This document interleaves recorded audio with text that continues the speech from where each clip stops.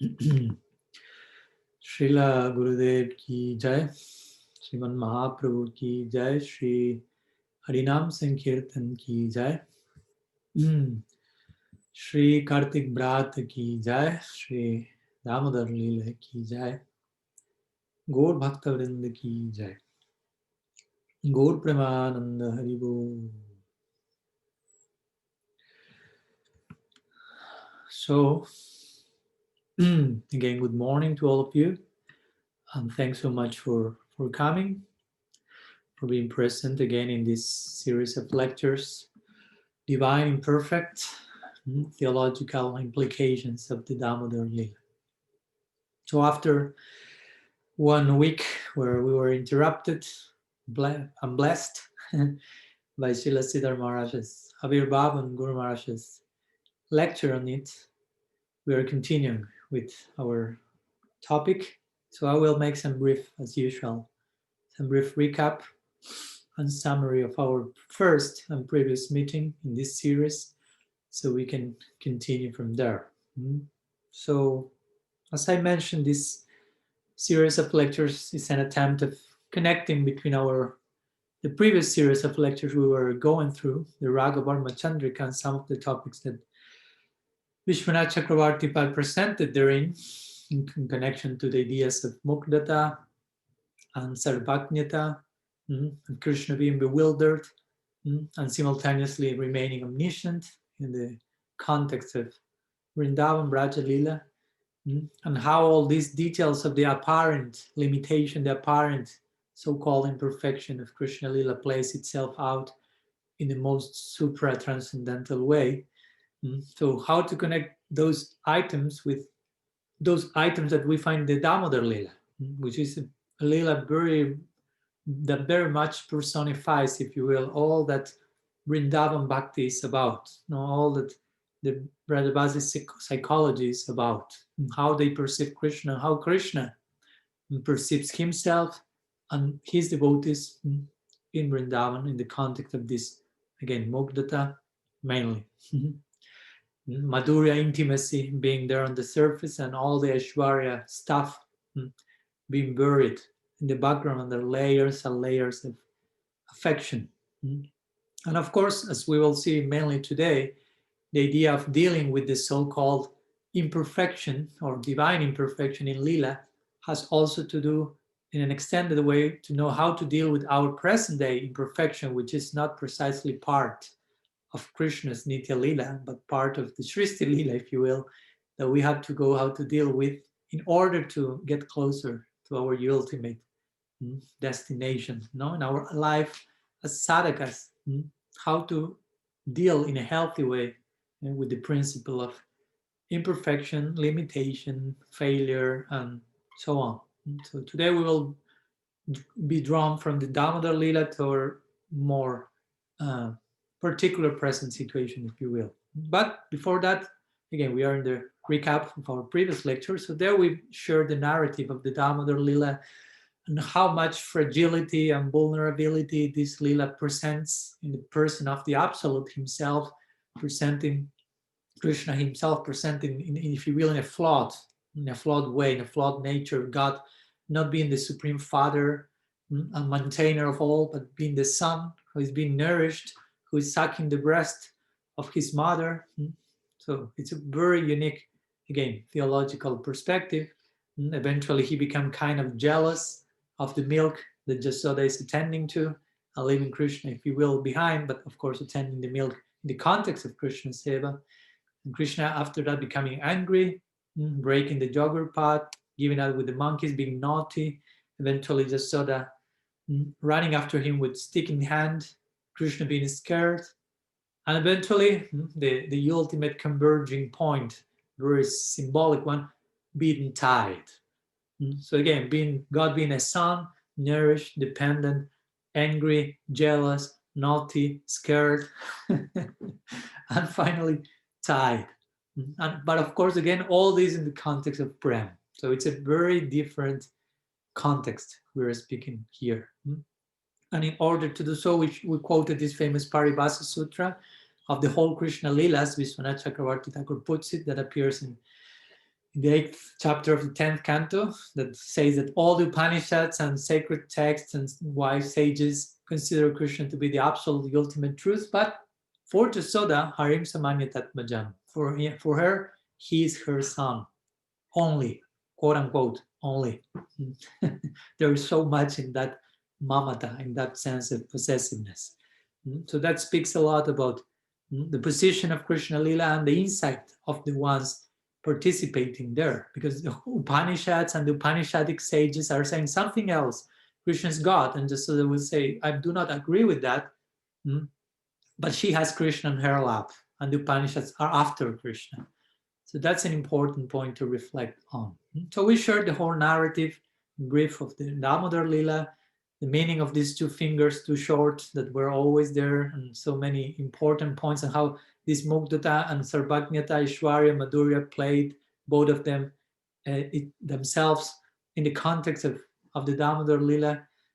And again, this important point that if our goal, our ultimate destiny, has to do with some form of imperfection, let's call it divine imperfection again, or perfect imperfection, if you will, somehow or other we have to know how to deal with that in eternity. So if the goal is an extension of our practice, if you will, is an extension of the goal, sadhana is the immature form of satya, there will have to be, if there's some sort of imperfection in the goal, there has to be some sort of imperfection to deal with in our stage as sadhakas. Of course, in our stage as bhavukas, premikas, the imperfection will play itself out in a much more perfect way.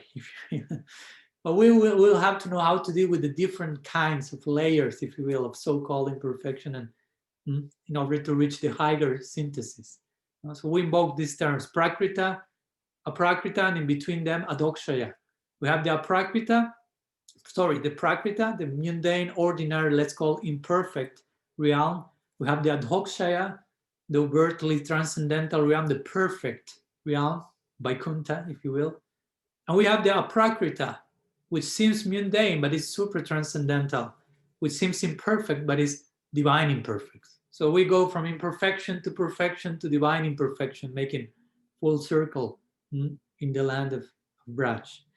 So it's important, since our goal in the Gaudiya Sampradaya is to enter this Krishna Lila along with Gaur Lila, but here we are focusing again on Krishna Lila, Damodar-lila, in order not to misunderstood the nature of such Lila, the nature of such realm, we must have very clear these two things. First, to understand the backdrop of Aishwarya that is present there in the full intimacy that is overwhelming even Bhagavan in Vrindavan. Yes, there is Madhurya, there is intimacy everywhere, but there is some extraordinary thing. For us as sadhaka, we need to see that in order not to, again, mistake Vrindavan as something similar to our village life, something ordinary.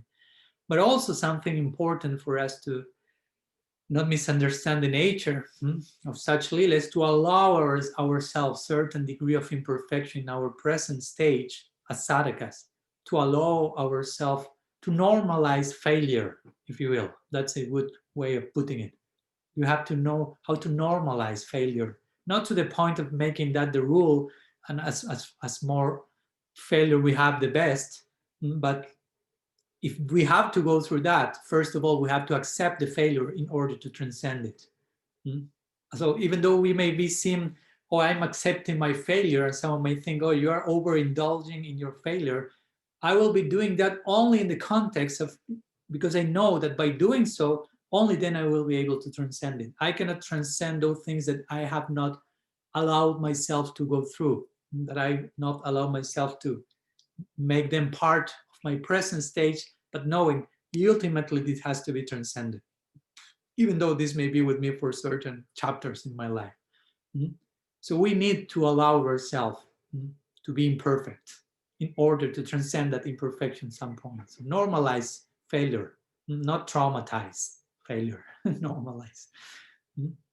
So before reaching this divine imperfection or perfect imperfection that we find in the context of Krishna Lila, first we need to go through the imperfect imperfection, if you will, the one that is accompanying us in the context of the present day Shrishti Lila, And we have to accept that and allow ourselves, again, with full humility and integrity, to recognize that and to embrace that as some immature form of a much more mature and sweet fruit. Today we will try to speak about that. So basically that was the conclusion of our previous meeting, that if we are not allowing our own imperfections in the proper way, again, in a sincere way, if we are not allowing that, giving us permission to enter in touch with that, to learn from that, as we will see, if we are not allowing that, most probably we are not allowing Krishna Lila as well to happen. And we are not allowing Braja Krishna to exist, where some form of imperfection, if you will, is there. My point is, if you are not allowing yourself to be imperfect at any way here, for sure you will project that tendency into transcendence, and you will maybe see, oh, there's so much imperfection there in Vrindavan, it's overwhelming. I will go to some other place, some more perfect place, some Vaikuntha side. But let's remember, Silasya Maharaj mentions, perfection is not a demand of the heart. It's a demand of the ego. The ego demands perfection. The heart, no. Love demands love. That's basically the rule. So again, it's important to allow ourselves certain degree of imperfection, so we can allow Krishna Lila to happen. We can allow Braja Krishna to be there, to be what they are, who they are, and thereby, because if we don't do so, we ourselves will be sabotaging our own selves and our own potential in that particular realm, in that particular lila. So that will be the main point there. So some summary, some brief recap regarding what we are trying to we have been sharing last 2 weeks ago. So today, that is to continue, of course, in this line and trying to focus more in this direction. Since we finished there, how to allow ourselves, how to deal with our so-called imperfection, or not necessarily so-called, but how to deal with that so we can make of that something more. Recently, I want to start sharing an interesting quote that I read some days ago from one, I think, French writer, at least from his surname, it seems it's French. He's called Paul Ricoeur. So in this connection, he mentions the following, and of course I will try to give my own vision of this quote in the context of Gaudiya Vedanta. So he says, beyond rational and critical thinking, we need to be called again. This can lead to the discovery of a second naivete, which is a return to the joy of our first naivete, but now totally new, inclusive, and mature thinking. So I consider it an interesting concept that I will try to develop in the context. I will share the quote with you in the chat just in case. Because I will try to go one over and over again to here, but of course in the context of Krishna Lila, what we are speaking here. So I'm not aware of the original intention of the author in this context and what's his idea of naivete, the first one, the second one, but how I understood this in the context of what we are speaking as sadhakas is that the first naivete, I think you understand the word naivete, which comes from naive in French, which has to do with some sort of innocence, ingenuity, or let's call muktata, some form of that. So the first naivete in this case will be our stage as practitioners, as kanishta sadhakas, neophyte practitioners. That it's okay to be a neophyte. The problem is when you remain as a neophyte, and you should no longer do so. But all of us has to be neophyte, unless you were neophyte in your previous lifetimes and now you're born as an intermediate or mature devotee. But it's not a problem to be a baby and urinate yourself. I mean, it's part of life to do so, and your mom will help you. But when you are an adult, you should be dealing with other types of problems. So that's important.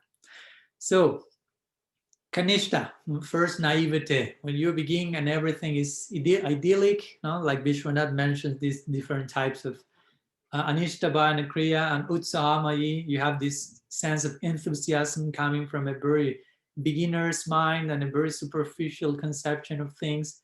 But it's part of reality, and it's part of something you have to go through, and it's beautiful in that sense. You shouldn't repent that, and you shouldn't think, how can I be a neophyte without being a neophyte or something like this? You have to learn from going through that. So first naivete, let's connect that with Kanishta. Then we have the second naivete, it's mentioned here, which I will connect to the third stage, the ultimate stage, that is the uttam, to be a PhD bhakta, if you will, to obtain your degree, post degree in bhakti. But in this case, we have two things in between. Between the first naivete and the second one, we have the intermediate stage, which is called madhyam, as you know. And this has to do with not any form of naivety, but with the principle of complexity, and how to deal with complexity. So that's what we will try to go deep in that today, because that's what implies to be a progressive practitioner, progressive sadhaka. And even though we may not be madhyam, adhikar, all of us, we need to point in that direction, and so many degrees of this. So every successive stage is much more, if you will, layered than the previous one, and we may become trapped in any of these stages. Of course, the idea is to remain trapped ultimately in the uttam stage, trapped forever, if you will, so-called trapped. But you can remain kanista and not be willing to learn, as Guru Maharaj sometimes says. One thing is, you are a kanista, but you are guided by some higher practitioner, and eventually you grow. When the chance for making progress comes, you embrace that. That's one thing, and that's another thing is when you are not willing to embrace that, such a thing.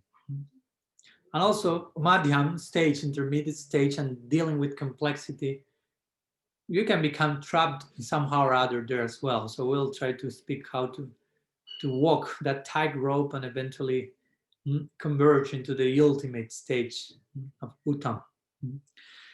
So here we are speaking about a pilgrimage, if you will. We are speaking about progress in spiritual life. That's a journey in itself. So I think it's useful for us to conceive of our experience in bhakti as a journey, where we are in a certain place and we want to go to another place. And this is not, of course, geographical movement, but consciousness dynamics. So this is a pilgrimage. We are pilgrims. Pilgrims has to do to move to a sacred space and move in a sacred space already to a more sacred space, hopefully in a sacred way. So sacred movement is what we call pilgrimage. For you to experience pilgrimage, you don't necessarily have to have a ticket to India. On a daily basis, we should be pilgrims. So we are speaking here about the pilgrim's progress, how a pilgrim is progressing in his or her pilgrimage journey to the sacred land, if you will, to the promised land. So how this should be done is a whole journey. Again, journey is not one day. This is not a one-day journey, a one lifetime journey even. So the pilgrim's progress should be done, again, in a sequential way, in a natural way, in an organic mood. It should be somehow or other inspired, spontaneous, utsaha, nischaya daira, but gradual at the same time, not forced, assisted by proper intelligence, and so on. So all these elements has to be there present on a daily basis for our pilgrimage journey. That means to be sadhana bhakti is another way, contemporary way of putting the term sadhana bhakti, pilgrim's journey. So returning to this idea of the two types of naivete and the intermediate complexity that we need how to deal with, of course we could say, and this applies, of course, to our lives outside of bhakti. And I imagine that the original quote comes in that connection, but let's continue in the context of bhakti. And we could say the life was much easier as sometimes it is said, on the childhood side of the rainbow, regarding the first naivete. Oh, my first days when I came to Krishna consciousness, and the first weeks in the temple, and the first Sunday feast, and the first this and the first that, the first love, if you will. I remember speaking to one devotee here some years ago, and she was saying, oh, I'm missing so much. I have so much nostalgia for those emotions and experiences I went through in my first days in the temple. I would like to go back there. And I understood her point and I appreciated, but at the same time, I felt I don't want to go back there. That's not progress. It's like if I say to my mom, Mom, it was so nice when I was urinating myself and you were cleaning me. I would like to go back there. Now I'm 40 years now, so it doesn't seem too compatible, too healthy. But I appreciate those moments. That was necessary, beautiful chapter in order for me to become a whole human being, if you will. But it doesn't mean that we have to go back there. So at the same time, the same way, for this first naivete is necessary. It's necessary to be a neophyte. It may be necessary to be sentimentalist and so many other things that eventually start to mature and grow, and we refine our perception of things. But again, if we are ready to enter into another stage, it's not healthy to try to jump and go back to the childhood side of the rainbow.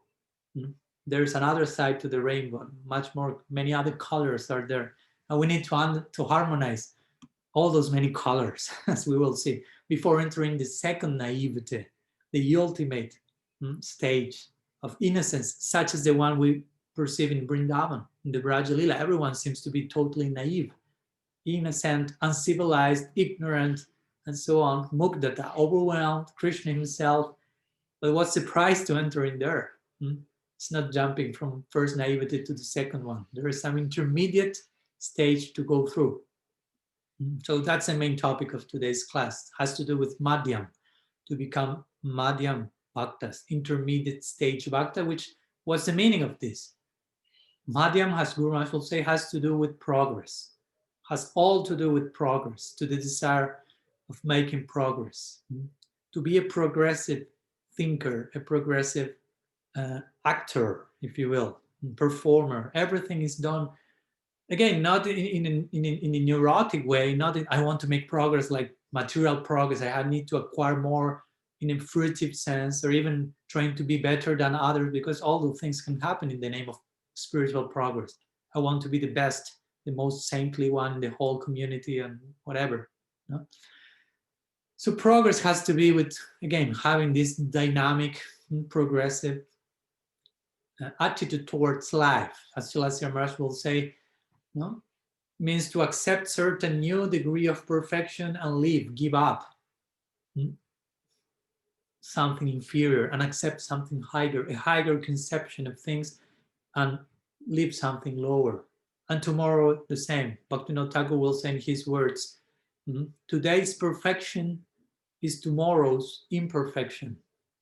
So that's very powerful, like brave statement, because you have to walk such a talk. Of course, Bhaktivinoda did that, but we need to do as well. So Madhyam has to do, again, with progress. And what does it mean, progress? How can I measure my progress? How can I establish that I'm walking further, closer to my goal? Is there any sign that is showing I'm walking, I'm getting closer? Yes, you need some obstacles in the way. So when you jump over the obstacle, you can see back and say, okay, I'm closer to the goal. In other words, facing difficulties. That has to do with progress. Or let's put it even more precisely, and that's for me a very good definition of what the implications of being a Madhyam are: integration of complexity. Try to think about this concept, integration of complexity. That has to do with being a Madhyam Bhakta, an intermediate devotee, to go from first naivete to the second one, to enter into Krishna Lila. How to integrate complexity, how to deal with those things that nowadays remain as a paradox to me, something complex, something that begs for harmony. And of course, all that implies I'm dealing with the new land, because generally we are accustomed to remain in our comfort zone. Complexity is not a part of our comfort zone. Complexity means that unknown land on the other side of the fence that I'm not too willing to enter. But a Madhyam Bhakta is something who is willing to go there, who is getting attraction in that direction, or at least some intellectual conviction, understanding I need to go there. I need to go out from my sofa of comfort zone and enter a higher level of comfort that will come by embracing complexity and integrating that in my life. No? Integrating complexity means whatever remains as a challenge nowadays and something unknown and something whatever uncomfortable, I will integrate that into my life. I will make that part of me, part of my ideal, part of my perspective. And in a way, my heart will grow more and more, more and more. And I will be able to accommodate everything, as we spoke in the previous class. Mahatma, becoming Mahatma means big Atma, big soul. It means you are so big, your heart has expanded so much, your consciousness has grown so much. It has the capacity of accommodating whatever comes to your way. We can see that in examples of many saintly persons that went through so many unthinkable, complex situations, and they survived that. Not only survived, but became even more saintly. So you wonder, how did they do that? Of course, they had this attitude towards life, this maturity, their this willingness to embrace complexity and integrate that, like a game, like a challenge, very exciting, passionate challenge. How to deal, whatever is coming now to me is testing so I can grow and integrate that in a higher synthesis. No? Albert Einstein says something similar, as you may know. He says, what we call a problem or what we call suffering, put you the name you like, problem, suffering, difficulty, complexity, challenge. Actually, that's coming as a result of our previous actions, and that the only way we will solve, he said, a problem is with a higher consciousness than the one we had when we created the problem. In other words, we act in certain level of consciousness, that action creates some reaction. That reaction comes to show me the previous level of consciousness through which I created that, and now that's begging me, please attain a higher level of consciousness so you can integrate these, integrate me, let's personify all the situations into your life as a part of your new accomplished stage. So again, Madhyam, that's what we want to be in order to, from there, as Guru Maharaj will say, jump and touch the stars. We need to be properly situated, and this not only mean to have our Varna ashram sensibilities in place. That's also a point, of course, to be balanced on a physical, mental, financial, emotional, human way. But also as sadhakas in the context of bhakti, we need to be properly, have a proper foundation of integration of complexity. Complexity is there to be integrated. Again, what we perceive subjectively, personally, as something difficult, challenging, something that gives us, again, discomfort. Why we feel that? Because we have not yet integrated that into a higher equation. That's the only thing. And that challenge remains waiting for us there. And that's the meaning of love. To develop love, to advance towards love, has to do with increasing our capacity, the capacity of our embrace, if you will.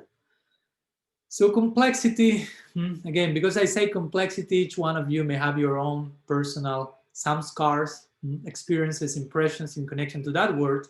So every one of you may go to one direction or another. But when I say complexity, I refer to, again, another word for necessary suffering.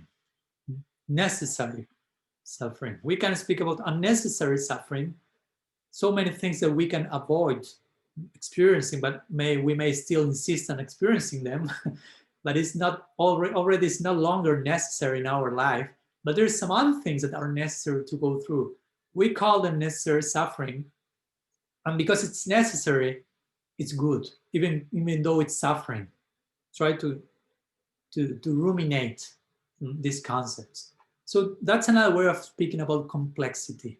When we are hit by complexity on a daily basis, then that has to do with necessary suffering. I need to go through this discomfort. I need to be thrown out of my comfort, so-called zone, and be thrown into the unknown realm of complexity, where I have to harmonize to deal with the unknown again.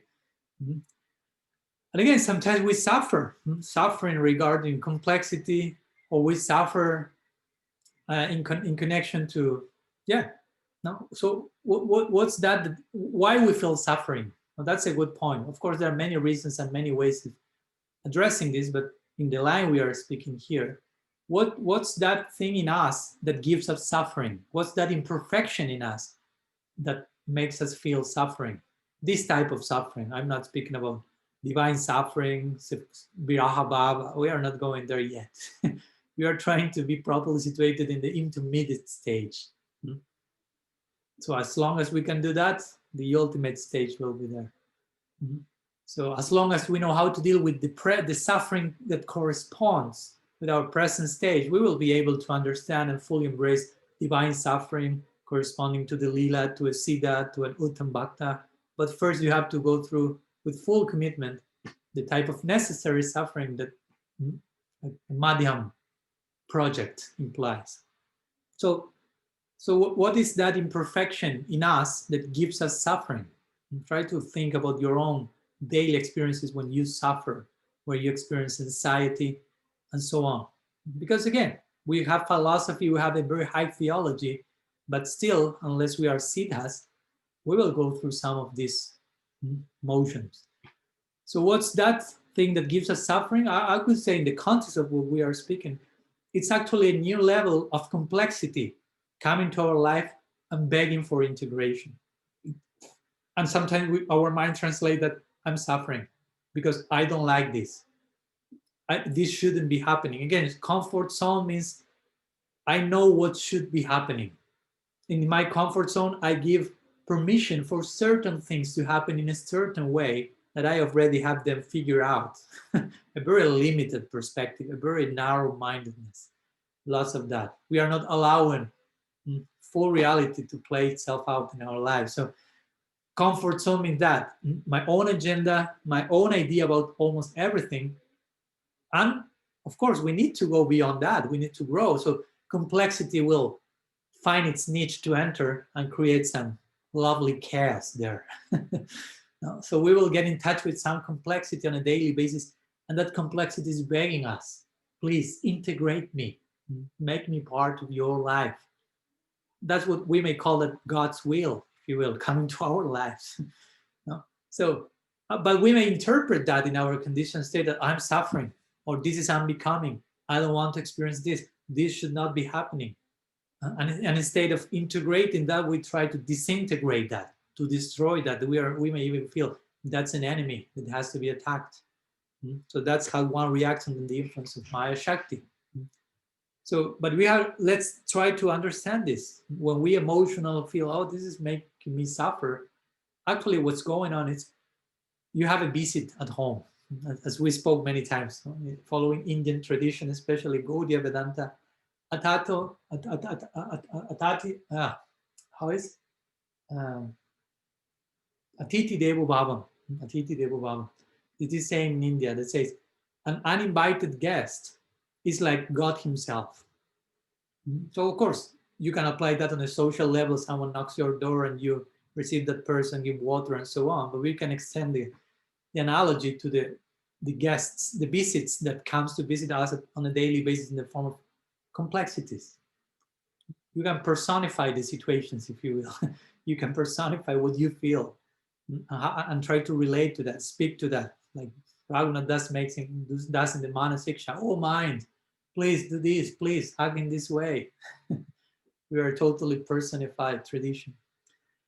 So again, this what we may feel as suffering and what we may even officially define as suffering on many occasions from the bigger picture has to do with a new level of complexity, begging for integration, begging for mercy, for integration, begging to express itself in higher synthesis, a higher level of harmony, in the words of Silasir Maharaj, absolute harmony, until we reach Vrindavan. Our ultimate goal is that place where everything is properly accommodated. That's one of the meanings of the word Braj. Everything is possible there. There is place for everything and for everyone. Whatever comes on the way, it finds a place. It's integrated into a higher synthesis on an ongoing basis. So try to understand that's the daily dynamics in Braj. If you go there, enter there, we have to train ourselves right here. We are in the training camp here. So try to change the way you address, you approach your experience of suffering, for example, and understand this is not suffering. There's no bad guy outside of me. There are no enemies, as we always say. We shouldn't think in that in such a dualistic terms. No? Sometimes it is say this idea, no, weak faith requires an enemy. So we can apply this quote to all with our speaking here. No? I require an enemy. What's the enemy here that weak faith, that Kanishta conception still depends on? Well, that enemy is the non-integrated complexity. Generally, that will happen like that. When you have not properly integrated certain level of complexity and you are not willing to do so, you may feel that's an enemy. That's attacking me. That's against me. Again, that shouldn't be happening. What should I do to avoid this in my life? And instead of opening the door for integration, we are closing the door and trying to force the situation in an unnatural way. So again, weak faith requires an enemy, but strong faith does not require an enemy, because there are no longer enemies, because all the so-called enemies, again, have been harmonized, have become something more. Like the example sometimes I hear of the dragon, different stories and different symbologies across cultures. The ghosts and the monsters that you may feel in your inside or outside, and you may be just trying to fight against them. So there's one analogy, I think, in Japan, of the dragon. And a person is there and a dragon is attacking, and so much fire is coming from his mouth, and the person is just rejecting the dragon. Like, get out of here. I don't want to see you. Do not disturb me. Do not attack me. Get out. So as much as the person is taking that stance, the dragon becomes bigger. The fire becomes even much more intense. So when the person eventually realizes what she should do, say, okay, do whatever you can, come to me, the dragon disappears. So that's the big point. Whatever seems to be a big dragon, whenever we take the proper stance, there's no more enemies, no more stand, no more monster. There has been a higher synthesis, higher integration. There are no enemies again. So that integration, again, what does it mean, integration? Attaining a greater inclusivity. Attaining a greater inclusivity in our prospect of life. How much inclusive we are. Inclusive that not only mean I allow everyone to do whatever they like. That may be mediocre, sentimental only. Non-committed stake with life. Yeah, everyone do whatever you like, but you allow me to do whatever I like, and you do not enter into my comfort zone. I'm not entering into yours. But we are not saying that here. Integration may be uncomfortable because, again, it requires going out of the comfort zone, entering into the unknown zone of integration, paradox, and complexity, and developing a greater level of inclusivity. That's an important word for us, inclusivity. Because also there's exclusivity.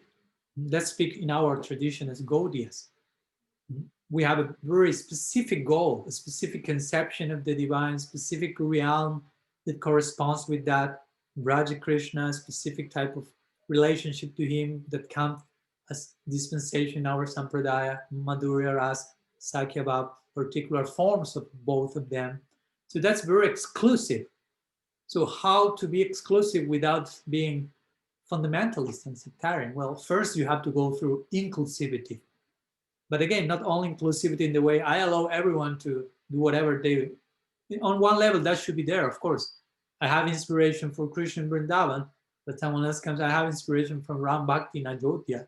I should allow that to happen. I shouldn't think, oh, this is the best for me, and for everyone else, it should be the same. No, that's not healthy. That's fanaticism. But if I say, this is the best for me, and if that's the best for you, I support that. As Krishna Das Kaviraj will say, every devotee will feel their connection with Krishna is the best, and everyone is right, subjectively speaking. So, but again, in our tradition, we have a very exclusive goal. As we progress, we should become more exclusive, how to properly culture the affinity that is growing in a very specific way. So there's a lot of exclusivity, but for us to indulge in that exclusivity in a healthy way, before that, there should have been proper inclusivity, where we are dealing again with this realm of complexity and paradoxes, so we can grow in our proper exclusivity in our own tradition. But again, first of all, we have to deal with non-integrated complexity. And we have to allow those circumstances or those personalities, whatever, how you may like to term them, to be part. Not only to be part, we should love them. I remember always Guru Maharaj said one very nicely, say, what's an arthanibriti? And he said, it means to put your enemies on the altar and worship them. So that's intense. And that has a lot to do with what we are speaking here. No? Whatever you consider your enemies, again, there are no enemies actually. So try to deal with your so-called enemies in such a way that they become in your altar. That's my point. They become in so much a positive thing in your life that they end up in the altar and you are worshiping them. Jesus Christ will say that similarly. He will say, love your enemies. That's the same thing we are speaking here. Love your enemies or forgive your enemies, whatever the case. Whatever, and that's a big challenge because it's easy to say, love your friends. Everyone, that's easy. It's in the example we are saying, it's like, love your comfort zone. You will say, oh, I already love that. Okay, love the unknown, whatever is outside of your comfort zone. Another word, integrate your complexity. Love your enemies. What you feel as an enemy still, needs to be integrated. And you need to develop love for that. So again, to be a madhyam has to do with all the things. And I hope you are excited about such a prospect. I hope you are not thinking about changing your religion or whatever. No, that will speak about our sincerity, about how we react to this type of invitation. So in other words, again, a madhyam is someone who will deal with so much of these different elements and integrate them into a higher synthesis, complexity, and so will be inclusive, will be exclusive. Other way of putting this is a madhyam will be someone who will be simultaneously very traditional in the proper sense of the term, very exclusive, as we mentioned before, and very progressive at the same time, in the proper sense of the term, very inclusive, as we see in the example of Guru Maharaj, Thakur Bhaktivedanta, and so many others. Now, they were, in one sense, very traditional, very loyal and chaste to the conclusions of our revealed founding acharyas, Gaudiya acharyas, but also they were very progressive about how to understand the relative things, the principle, how to present those ancient teachings in contemporary language, and how to evolve and develop the Siddhanta on the basis of the ancient Siddhanta. So we need to integrate also these two sides, how to be very traditional on one side, how to be very progressive on the other side at the same time, without going to the wrong stream, because you can be extremely traditional in the wrong sense and become fanatic and become stuck in time or whatever. And you can be very progressive in excess, and you can become too much new age, if you will. No? So we need to find proper balance. So that has to do with being a proper madhyam, if you will, madhyam. So some words, let me share some brief more words before we finish. I know you have to process and we have to process whatever we're sharing, especially myself. I'm saying all this and some reaction will come for sure.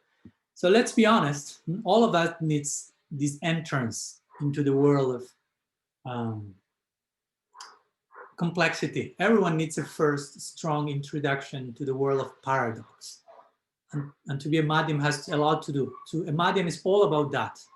Being introduced to a world of paradox or being thrown into that planet and remaining there for a long time, unwilling to do so.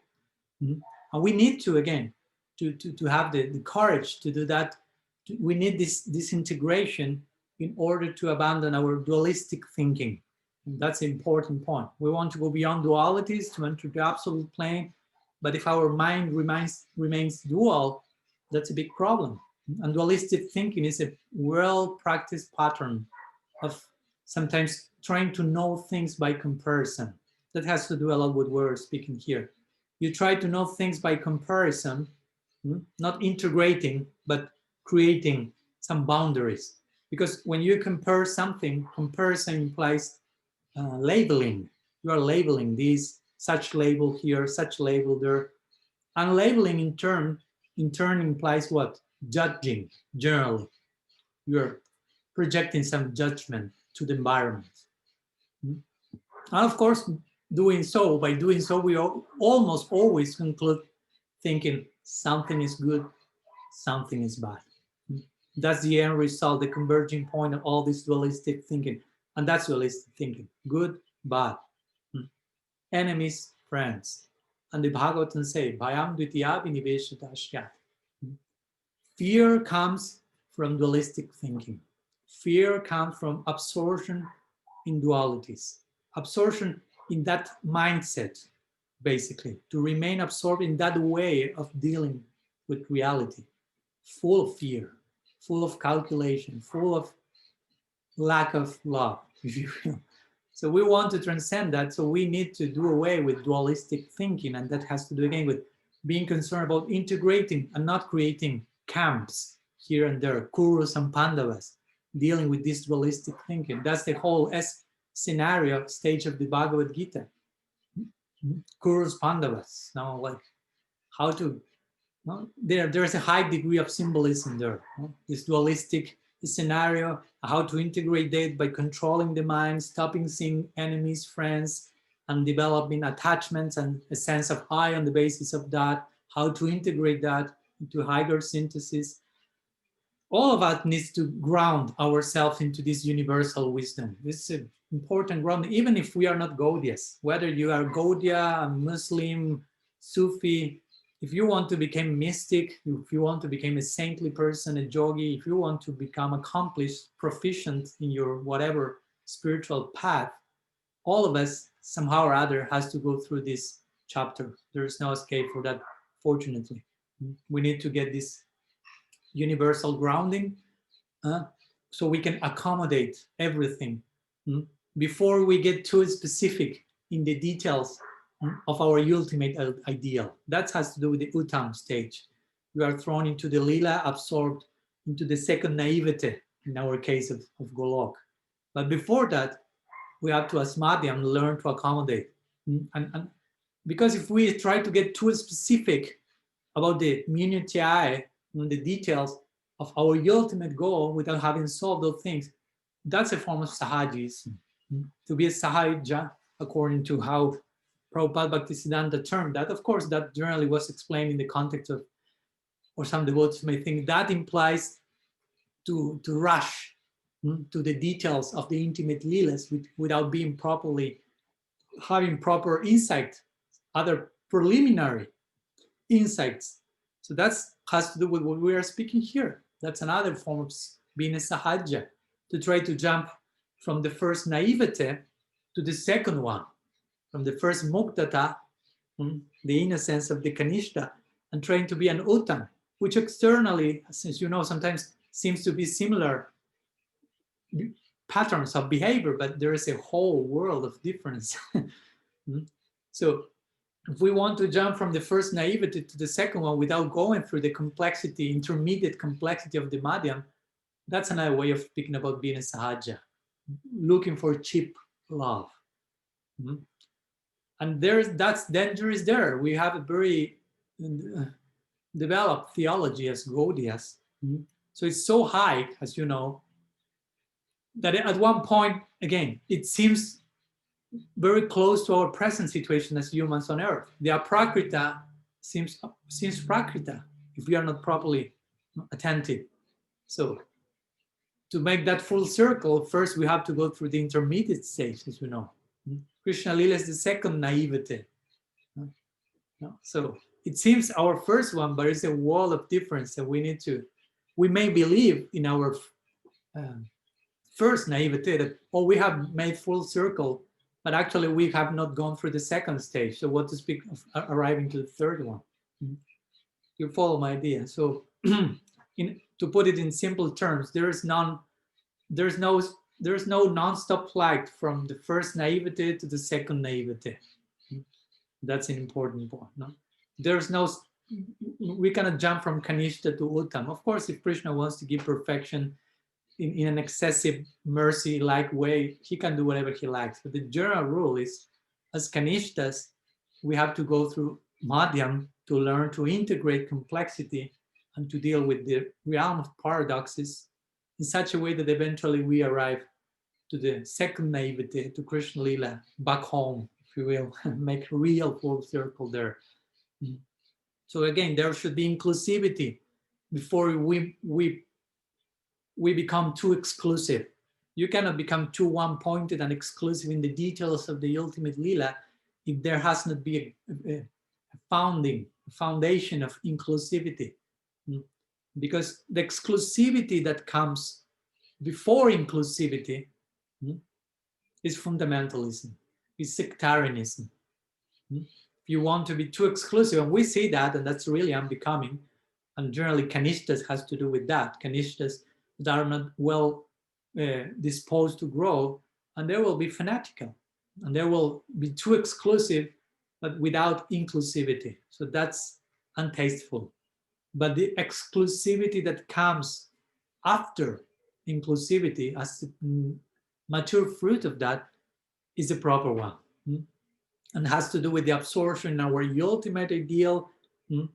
But first, there has to be some inclusivity, and it has to appear within ourselves. Not only, again, allowing everyone else to have their own ideal, that's a level of inclusivity, but how much inclusive I'm being myself, with what comes to myself, in our own conceptions of things, how much I'm integrating whatever comes in my way. So that's basically what I want to share with you today. Some words regarding what's, in brief, how to define a progressive sadhaka. What we want to be, even if we are not that yet, we should want to be that because Krishna wants that, our Guru wants that, and we know that's necessary in order to attain the ultimate long-term goal. We have to go through this middle-term goal of being proper progressive sadhaka. So how to resume that again? Integrate complexity, integration of complexity. Try to meditate this week on this concept and how that applies to your daily life. Integration of complexity. And of course, we have to walk the talk and see how we can extend this to our practice and integrate everything instead of disintegrate. Whatever comes, even if we feel that's attacking me, actually no, it's coming to inspire me for a higher degree of integration. And that's what love is about. When Srila Rupa Goswami defines prem, he says, as you know, aheri bhagati premna swabhavu kutilabhavit. So basically there he says, love moves in a crooked way like a snake. So how does a snake move? Not in a straight line, but in zigzag. I think you say zigzag in English as well. So that means many things. Love will be unpredictable and so many things. But Srila Sridhar Maharaj once, maybe I shared this with you already, he explained that why love is moving in a crooked way, why love is moving in zigzag, because as love is advancing, if you are advancing in a straight line, you cannot touch all the things that are on your left, on your right. You are not integrated on things. You're just going in your line. But when you are doing zigzag, you are accepting everything that is on your path, on your way. You are integrating everything and making that part of a higher, again, synthesis, a higher equation. So that's the movement of love. That's the nature of love. It's all accommodating, all harmonizing, all integrating. Mm. So everything has a purpose. That's the main point. No?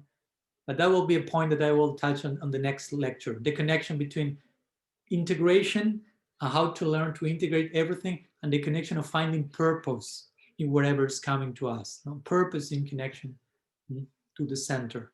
So some words I want to share with you.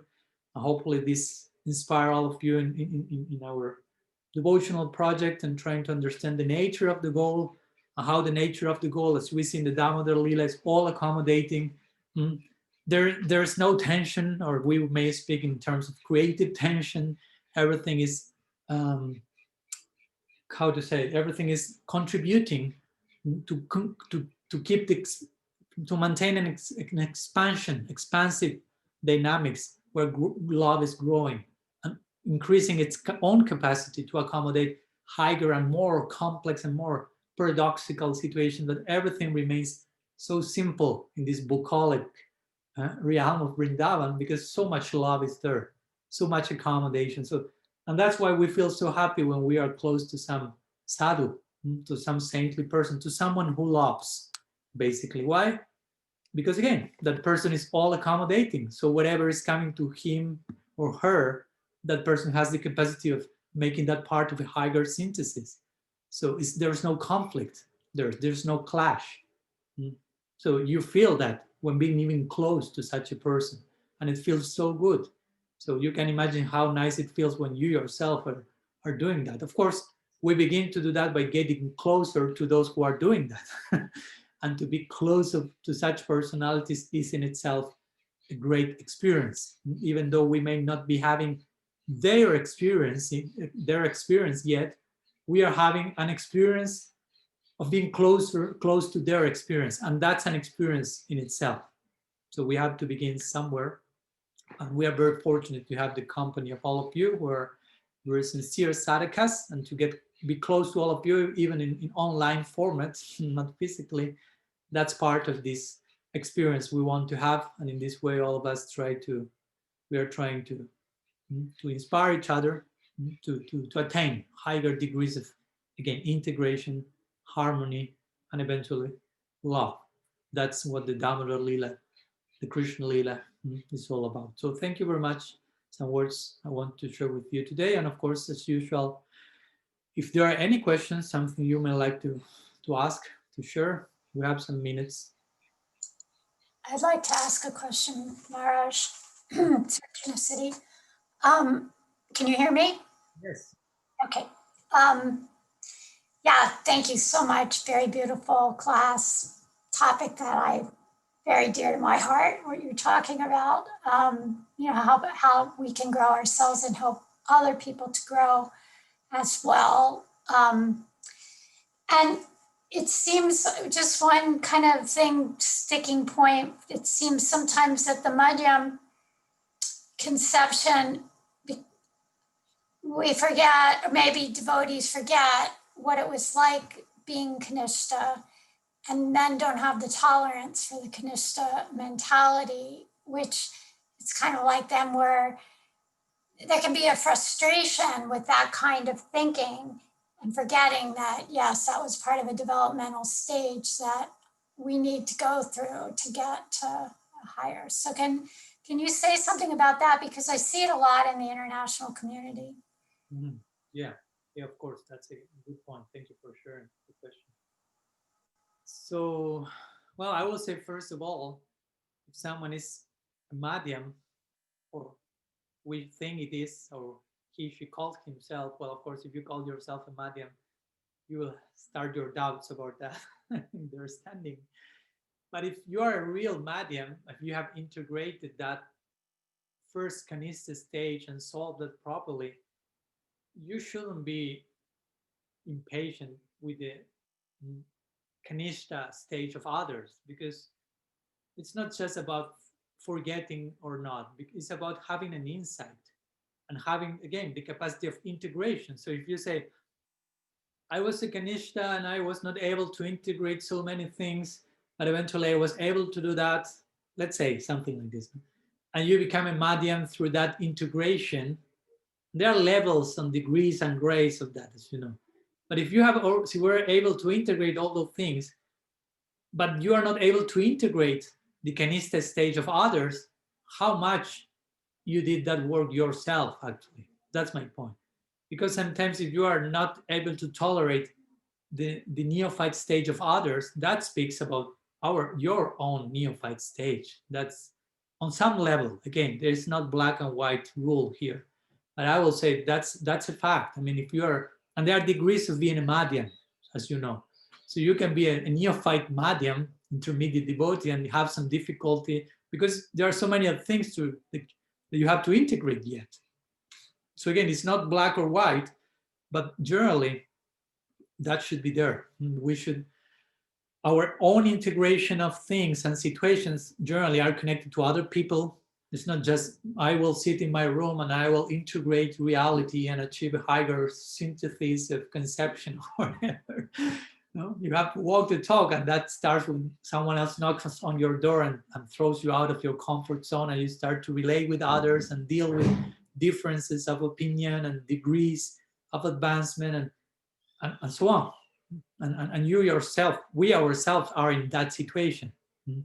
And we should think, as much as I have to tolerate, if you will, some other people, someone else is tolerating me. And when we say tolerate, it's not a negative thing. Oh, I have to tolerate that person. That should be an expression of love. To tolerate someone means to accompany the process of the other person, to have understanding. And I know it's not easy because this is obliging us to be empathic and to forget about ourselves for a minute and to make this crucial but complex exercise of entering into the other person, which generally most people is not too willing to do. Because I remember once Richard Rohr said that in one interview, this Franciscan monk, someone said, people generally is not willing to love, although they may say the opposite, but in practice, because to love means to let yourself being affected by the other person. The person you love will transform you. You will stop being who you are, who you think you are, and you will become something else because of the presence and the influence of the other person. And all those things are horrible for someone who is attached to his her comfort zone. So dealing with the neophyte stage of a neophyte, I mean, that's one of the duties of a Madhyam, because if I became a Madhyam, it means I was a neophyte, and now I'm a Madhyam, if you will, by the mercy of Krishna and Guru and Vaishnava. So I have to extend my whatever came to me to others. That's part of actually being a Madhyam, to integrate the neophyte into my Madhyamness. No, that's how they will have the chance of becoming Madhyam. Because when you were Kanishta, when we were Kanishta, or we are, whatever the case, we needed the help of someone above that stage in order to reach that. If that person are not merciful, what's our hope? And Vishwanath Chakravarti Thakur mentions, bhakti comes to the jivas, it's not inherent. And Krishna himself is not giving that personally because he has no full experience of the suffering of conditioned souls. So he cannot be fully empathic. So he will do that through his devotees. And which devotees? Especially the Madhyam, the ones who are willing to do that exercise. The Kanishta are not fully able to do that. The Uttam are lost and found into some other ecstatic ocean over there. So the Madhyams are the ones who will be willing to extend that dispensation to others. And to others, in many cases, are neophytes, newcomers. So the Madhyam, to be a Madhyam in itself implies to be compassionate, tolerant, empathic, all these elements which speak about his or her integration of everyone's else's case, if you will. I remember once I read one quote, I don't remember the author, but he says something like, the austerity, the tapasya, the austerity of the preacher is to perpetually deal with the problems of neophytes. So that speaks a lot about what we are saying here. And I'm not saying that again in a negative way, or that the Madhya will say, oh, I have to deal with these neophytes in a negative sense. It's not like this, dismissing them, but like a loving father, like a loving elder. No, all of us need to become elders. We need elders in our societies to be guided through them. So Madhyam is maybe not fully elder, fully mature, fully uttam, but it's an elder. It's a figure of guidance. So, and a Madhyam is generally connected to the idea of preaching. Srila Sri Maharaj will say only a Madhyam can preach. Again, in the context of preaching, not just I go out and give a book, but preaching in order, in the sense of I have the capacity, the Madhyam has the capacity of presenting the message in a non-sectarian way. A Kanishta probably may misrepresent the tradition yet because of some degree of fundamentalism, sectarianism, but the Madhyam will have those things in place and will be able to really preach in that sense and walk the talk of whatever he, she may be speaking. So for that Madhyam, for that preacher, yeah, there is some capacity, there is something to tolerate, again, in the context of his, her integration. And what's that? Perpetually deal with the neophyte issues. But because again, but that shouldn't be a problem, and that tolerance is not a problem. Tolerance should be a loving exercise. That's the point. And when you really obtain a PhD in tolerance, you are no longer feeling I have to tolerate that. Now a mother has so much love for his child, she's not feeling I have to tolerate him crying at night, he's urinating himself, as I said. She's not feeling I'm tolerating this. Actually, that's an udipana for her vatsalya. That's increasing her maternal love. So in some way, again, a madhyam being some form of elder for this community, the society, should have certain capacity of integrating situation that those things that she has to tolerate will be actually provide some impetus for increasing her love, affection towards those neophytes that need that affectionate guide and shelter and correction, even whatever, but in an affectionate way. So for me, that should be the proper way of dealing with that and the proper parameters to understand what's a madhyam and what's her capacity and how that should play out in connection to beginners, if you will. So I hope that helps. I don't know if that answers your question in some degree. Yeah, no, it's really nice. And it just brings me back to that conversation that Dr. Kapoor had with Prabhupada about, you don't let your disciples don't listen to anyone but you. And Prabhupada giving the example of the tree being, so it is kind of like just recognizing that people have to go through it. We can't force growth. This whole thing you're talking about, it's natural progression, and we want to put ourselves in situations for ourselves personally to be in a nurturing, growing soil so that we can make rapid progress, but we can't demand that from others. We have to just be loving and accepting of where they're at. Because if you force growth, that speaks more of you as not being willing to to deal with what that growth implies, and that speaks about your lack of tolerance, your lack of love, that you want the other person to be perfect as quick as possible so you don't have to to get any longer out from your comfort zone, basically. No? So Onkar is asking, what's the example Prabhupada gave? I imagine you refer, Archan, to the one of the fence around the tree or the plant? Yes, So yes. I will share it briefly since Onkar asked, because it's a very clear one. He said that, well, it's like a tree. When you have a little plant, you put a seed, like he was referring to his neophyte devotees that only were here in Prabhupada. He said, when you put a tree and a seed, some first sprout is coming, but the first sprout is too tender, so it can be affected by winds and animals, so many things that can affect and destroy it in the very beginning, fragile stage. So we will put some fence around. So at that moment, Meanwhile, the sprout is growing. The sprout does not know anything outside of the fence. Now, the only reality of the sprout is whatever is going on inside the fence. So this compared to the guru saying to the beginners, listen only to me. Don't look anywhere else. This is everything. But he said, eventually the sprout, by that fence, although it seems that the fence is blinding, if you will, the sprout, it's facilitating its growth. So that same growth, whenever it's in place, will start to grow above the fence. So do you follow? So in the same way, those disciples that only hear me, if that's done in the proper way with proper watering and so on, and the person guiding them is actually not a fanatical, is seeing beyond the fence, that sprout that grows beyond the fence, the devotees at one point will see, oh, there was something else outside of the fence. But now they will have the proper root and foundation and strength to deal with the complexity that lies outside of the fence in a way that is not damaging their faith. So that's a very great analogy for whatever we have been speaking today as well. No, we need to develop these attributes of dealing with complexity and dealing with, but this is also happening on degrees. Even if you are a neophyte, Kanishta, some level of complexity will have to be dealt with. In our life as humans, you were a baby of 1 year, and you were not able to deal with urinating at that time. That was too much complexity.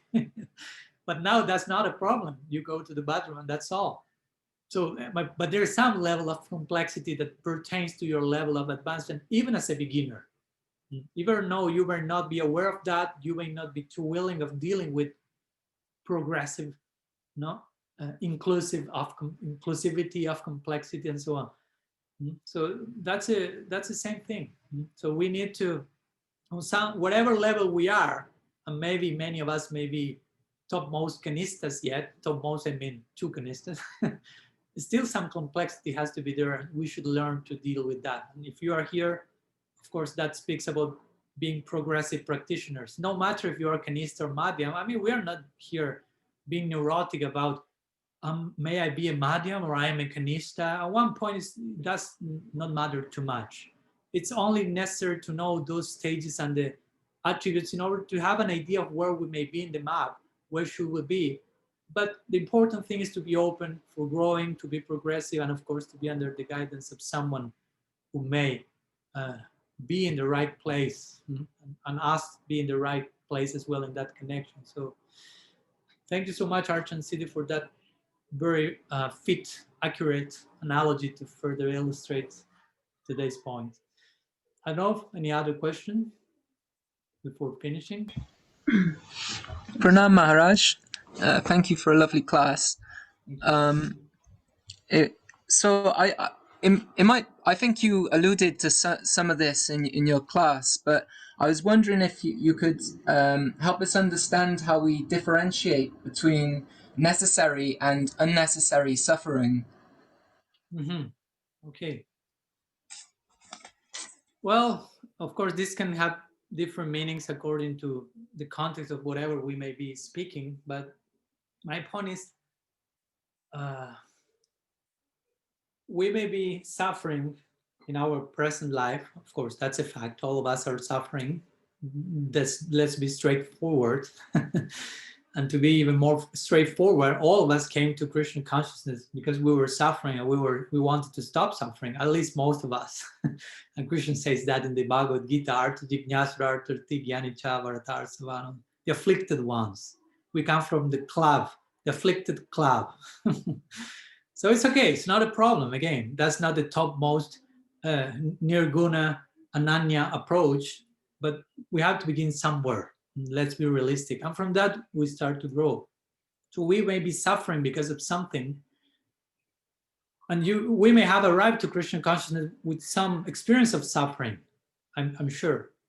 So eventually we met the devotees, we learned the philosophy, we received certain ideas of how to conduct ourselves in our life. And we realized, oh, I'm not suffering any longer in this particular thing, because I knew that by doing this, I'm not suffering the reaction to the wrong action that I was performing before. So you already know, by doing this, suffering is cancelled, if you will. But sometimes, even though you already know that, sometimes we indulge in those things and we suffer again. And that's unnecessary because we already know what should we be doing in order to stop doing that. As Arjuna asked Krishna in the Gita, what takes someone to do something when they know it's not correct? And of course, kama esa, krodha esa, rajaguna sabodh bhava. Still, we are under the influence of the gunas, and sometimes a wave of rajas, a wave of tamas, whatever the case, may throw us into the direction of doing something that we knew it was not proper, and the result of that is, well, there will be a fruit that will be a bitter one, and that's unnecessary suffering in the sense of, I can avoid that. I have the tools to avoid this suffering if I really put the best from me. So that's the point. Sometimes we are not giving all of us, all of we could give in order to avoid certain things to happen, and that's what they are still happening. So that's the point. Because also this is a very fine line with this idea. Well, everything is happening for some reason. So whatever happens, it happens. So that's that dangerous thing if you're not dealing with that properly. No, you follow. If I know I should treat you nicely, and I know I should do that, and you treat me nicely, and I treat you wrongly, and I will say, well, there's some reason for this to happen. Yeah, the reason is that I learned I should stop doing that, and I should be prepared for this reaction that will come. I will show you me. This is already unnecessary. I could have avoided that. I have the tools. I have some level of insight, on some level, of course, that I can avoid that. That's my main point. No, and again, as Guru Maharaj will say, you are a kanista, let's say, whoever, but at this time, and on some stage, it's okay to be a kanista. You have to go through that, like a baby. You have to go through the stages of being a baby. But there's a point where you should stop being that. You shouldn't insist on remaining on that stage. It's not healthy. It's not human even. No, if I come to my mom and say, I would like to suck your breast and please give me milk, feed me that. No, you are no longer a baby. That's not. You do not play Damodara-lila here. No, you shouldn't do that. That will create some unnecessary suffering. You follow. And sometimes in this world, people insist on something that is not healthy, and the other part like accepts that, and that's not healthy, and that creates a whole unnecessary situation that we could have avoided. But on the other side, there are certain situations that not only we cannot avoid yet, but we need to go through in order to learn further lessons, in order to attain higher degrees of insight. And those are the ones that we call necessary suffering or complexity, some level of complexity we have not yet dealt with. So that's why Guru Maharaj said this.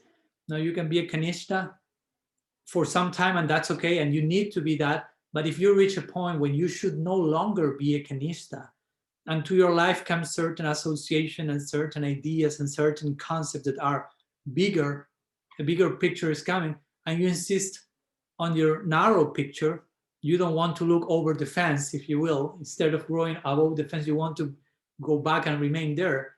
That's not healthy. And that will create unnecessary suffering.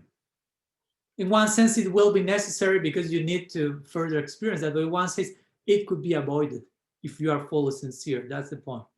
But some other things are totally necessary in order to attain new, higher levels of realization. So that will be some more detailed idea of what I refer to with unnecessary suffering and totally necessary suffering, which again, if it's necessary, it shouldn't be so suffering so much. It shouldn't provide so much suffering. If I know I need to go, maybe we should use some other word. Again, complexity, necessary paradox, necessary challenge. Challenge may be a more user-friendly term.